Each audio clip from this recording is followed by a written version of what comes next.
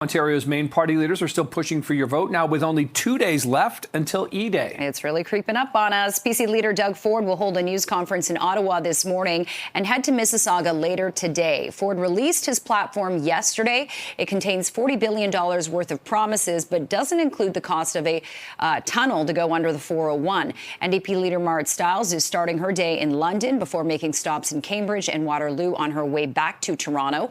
Liberal leader Bonnie Crombie will spend the day in Toronto, and Green Party leader Mike Schreiner is campaigning in Cottage Country. And we're joined once again this morning by Nik Nanos from Nanos Research to talk more about the latest overnight polling numbers. Nick, good to talk to you this morning. Once again, we looked at the very first day of your polling and today's polling, and Doug Ford's Conservatives are down by, I think, 0.4 or 0.5 of a percent. Really, just such a steady line for the PCs. Yeah, it's just kind of like Bill Murray and Groundhog Day. Yeah, so exactly. Let's face it, the thing is, it looks like we've had an election where people are not angry at the incumbent government. There doesn't seem to be any sweeping emotion or anger directed at Doug Ford and the Progressive Conservatives.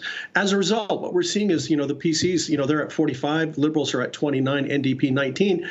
The Progressive Conservatives, led by Doug Ford, having basically a 16-point advantage. Even on the preferred premier question, he's got like a 17-point advantage. So, the thing is if elections are times to kind of kick the tires and stuff like that, it looks like at least Ford's been able to kind of cruise through without any major turbulence so far. And, let's face it, there's still a couple days left. Something could happen. But, the thing is that there hasn't been a knockout punch, a punch. There hasn't been anger. There hasn't been a major mistake. Actually, none of the parties have made a mistake during the course of the election, and that's why the numbers are probably where they are. Yeah, the numbers have been pretty steady. Let's talk about the battle for second place. A lot of attention now focused on who will be the official opposition. And when it comes to NDP Liberals right now have about a 10% gain in percentage of support. Do you think anything could change in the past 2 days or on election day that could, shift the tides here? Well, it would be very unusual to see, a 10-point swing in 2 days.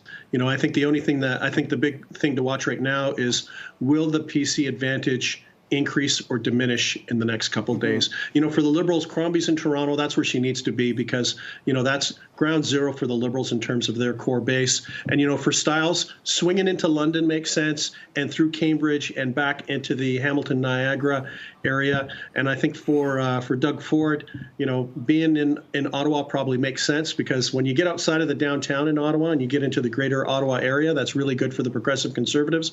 So, when we look at the tour strategy, probably aligning with where each of the parties need to deliver seats in order to maximize their seat count for the election. Yeah, we'll see about the efficiency of the NDP vote in terms of the percentages and where those votes go. In the meantime, let's talk about some of the issues that matter to Ontarians. It was interesting because, Nick, this morning we asked our audience, what are the issues that are mainly important to you? We really didn't get a whole bunch of response, which I find kind of lines up with your polls, that it sort of seems nobody was angry and no one's really made a huge mistake. Nevertheless, you've been polling on the issues. What are Ontarians seemingly most concerned with going into this election on Thursday?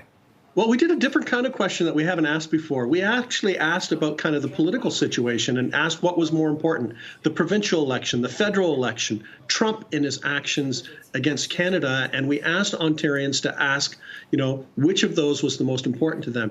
So interestingly enough, about 45% of Ontarians said, you know what, the provincial election, federal election, Trump, all equal.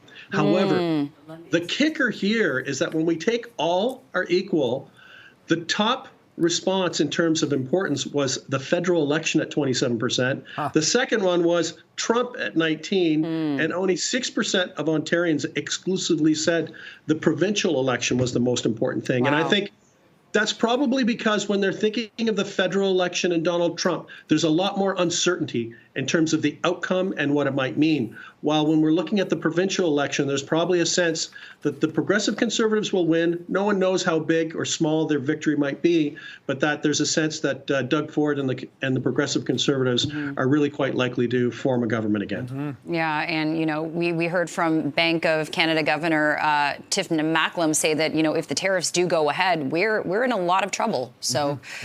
All right. Okay. Uncertainty indeed. Nik Nanos from Nanos Research, thanks so much for joining us. Only 2 days to go, and we'll chat with you soon. Take care.